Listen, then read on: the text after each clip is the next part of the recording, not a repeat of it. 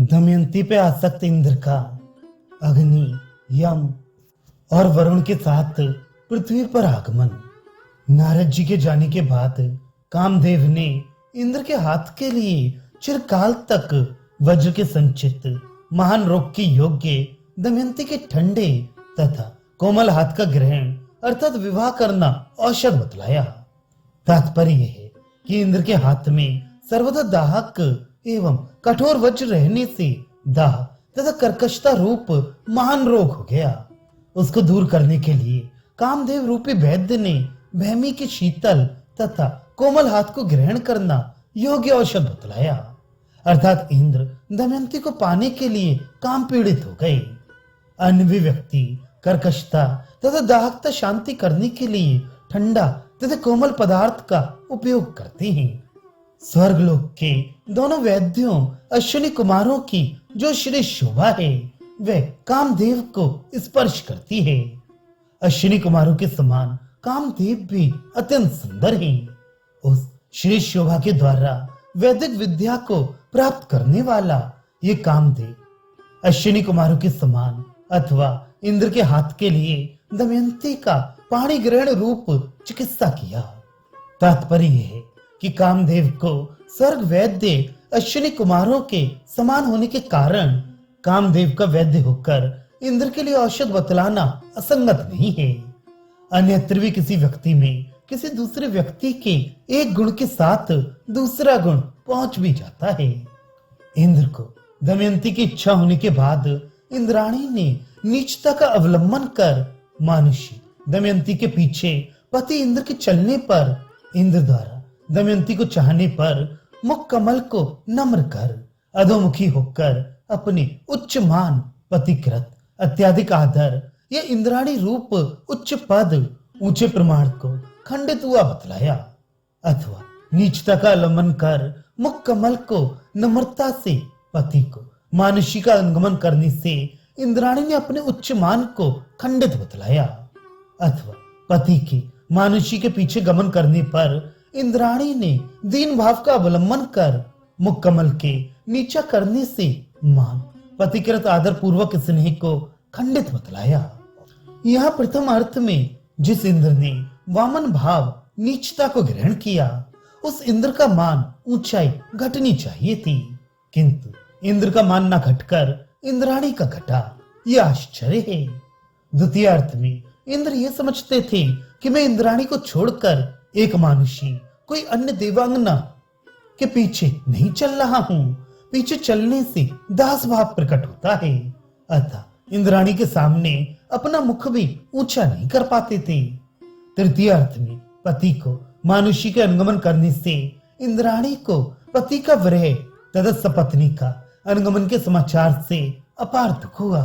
अतः उसका दीन भाव होना एवं लज्जा तथा कष्ट के होने से उल्लासहीन होने से मुख को नीचे किए रहना स्वाभाविक ही है। इंद्र को स्वर्ग छोड़कर चलने पर रंभा को जो मलिनता उदासी कालमा हुई वह वर्ण उदासी या कालमा ही प्रकारांतर से रंभा के निर्मल श्रृंगार रस युक्त अंतःकरण को शांत नष्ट अर्थात कालमा युक्त शांत रस युक्त बतलाया। अथवा उसके शांत अंतःकरण को जलता हुआ इंद्र विरह जन्य दुख या इंद्र के नीच कर्म से संतप्त बतलाया। तात्पर्य यह है कि उज्जवल में थोड़ी सी भी कालमा शीघ्र मालूम पड़ने लगती है, अथवा जो श्रृंगार रस से युक्त है वह शांत रस से युक्त हुआ, यह आश्चर्य है। जब इंद्र दमयंती को पाने की इच्छा कर स्वर्ग से मृत्यु लोक जाने लगे तब रंभा भी खिन्न हो गई। अब हम अप्सराओं का जीना व्यर्थ है, अतः प्राणों का छूट जाना मर जाना ही ठीक है। इस प्रकार घृताची ने लंबा श्वास के निकालने से मुख से बिना बोले ही कह दिया, प्राण भी श्वास रूप हैं, अतः अधिक दुख के कारण लंबा श्वास निकलने से मानो प्राणों का बाहर निकल जाना मेरा मर जाना ही अच्छा है। ऐसा बिना मुख से कुछ कहे केवल संकेत से ही घृताची ने कह दिया। अन्य किसी मरणासन व्यक्ति का जब श्वास अत्यधिक बढ़ जाता है तब वे मुख से कुछ कहे बिना ही हाथ आदि के संकेत से अपना मनोगत भाव कह देता है।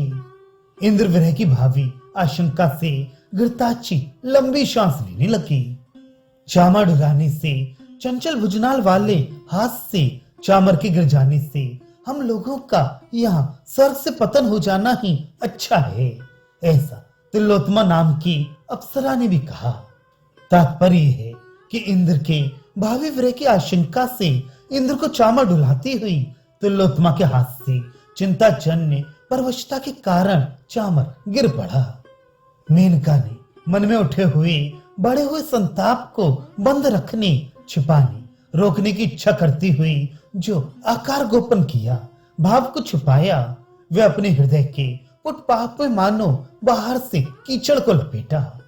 किसी औषध का पुटपाक करते समय उसका कोई लेश मात्र भी तत्व बाहर न निकल जाए, इसलिए उस औषध को 2 सकोरों में बंद कर ऊपर से कपड़ कूट मिट्टी का लेप कर देती हैं। तब वह औषध लेश मात्र भी बाहर नहीं निकलने पाता और भीतर में तप्त होकर जलता है। इसके प्रतिकूल किसी वस्तु या औषध का खुला पाक करती हैं तो उसका सुगंध आदि बाहर फैल जाता है तथा वह वस्तु भी जल जाती है।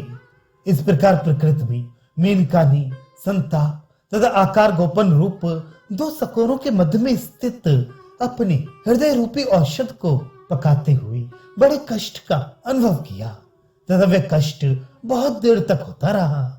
खुले हुए पाक के समान शीघ्र नष्ट न हुआ। मेनका को इंद्र के भावी विरह से अत्यंत कष्ट हुआ। गुण से संसार को वशीभूत करने वाली उर्वशी ने उस समय इंद्र का मानुष्य की चाहना करने की बात सुनने के समय जड़ता के व्याज से इंद्र के अनुराग की समाप्ति की सीमा के स्तंभ रूप सात्विक भाव पत्थर आदि के खंबे को शरीर से ही बतला दिया। अर्थात जिस प्रकार लोक में किसी सीमा का निश्चय करने के लिए वहां पत्थर आदि का खंबा गाड़ दिया जाता है, उसी प्रकार इंद्र के भावी विरह को सुनकर उर्वशी स्तंभ नामक सात्विक भाव को व्यक्त किया। तात्पर्य है कि उर्वशी इंद्र के भावी विरह कल्पना से जड़ हो गई। देवराज इंद्र के सुनते रहने पर किसी देवांगना ने इंद्र के विषय में जानने की इच्छा करने वाली किसी अन्य देवांगना से कहा, अश्वमेध यज्ञ करने वाला यह कश्यप मुनि का पुत्र इंद्र कश्यप पुत्री अर्थात काश्यपी पृथ्वी को जाना चाहता है।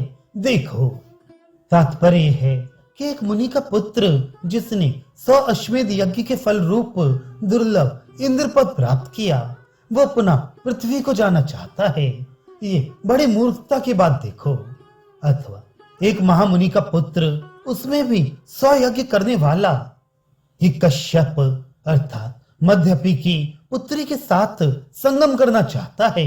ये देखो, ऐसा तो एक पामर भी नहीं करेगा। उसमें भी एक मुनि पुत्र और महायाज्ञिक ऐसा काम करे, ये बड़े खेद तथा आश्चर्य की बात है। अथवा कश्यप मुनि का 100 यज्ञ करने वाला ये पुत्र कश्यप मुनि की पुत्री अपनी बहन के साथ संगम करना चाहता है, इसका महानीचता पूर्ण ये कार्य देखो। अथवा मद्यपान कर्ता का पुत्र मद्यपान कर्ता की पुत्री के साथ संगम करना चाहे, ये कोई बड़े आश्चर्य की बात नहीं है, क्योंकि मद्यपान कर्ता के पुत्र का महायाज्ञिक होकर भी ऐसा कार्य करना कोई आश्चर्य नहीं होता। वह पतित होने से जो कुछ नीचतम कार्य कर दे वह थोड़ा ही है। 100 क्रोध लक्षणा से तज्जन्य 100 अपराध करने वाला व्यक्ति ऐसा नीच कार्य करे, ये कोई आश्चर्य नहीं है। पर इंद्र ने लोकोबात की कोई भी चिंता न की। इंद्र के सुनते रहने पर अपने सौंदर्य का अभिमान करने वाली किसी देवांगना ने सखी से कहा, मनुष्यों को देखने में भी घृणा करती हो, फिर संगति करना कैसे संभव है? तुम भी इंद्र के सहचर समुदाय के गुण से अर्थात सहचर बनकर भूलोक में क्यों नहीं जाती हो, अर्थात भूलोक को जाओ। तात्पर्य है कि जो तुम मनुष्यों में घृणा कर मृत्यु लोक को इंद्र के साथ नहीं जाती और इंद्र उसी मानुषी के साथ विवाह तक करने के लिए केवल देखने या संभाषण मात्र करने के लिए नहीं, बल्कि विवाह करने के लिए जा रहा है। अतः तुम इंद्र से भी अच्छी हो। अथवा क्या तुम प्रेम रूपी रस्सी से बंधकर इंद्र के साथ नहीं जाओगी, अर्थात अवश्य जाओगी। अथवा सहचर गुण से, न्याय से इंद्र के साथ नहीं जाओगी क्या, अर्थात कुछ भी विचार होगा तो नहीं जाओगी।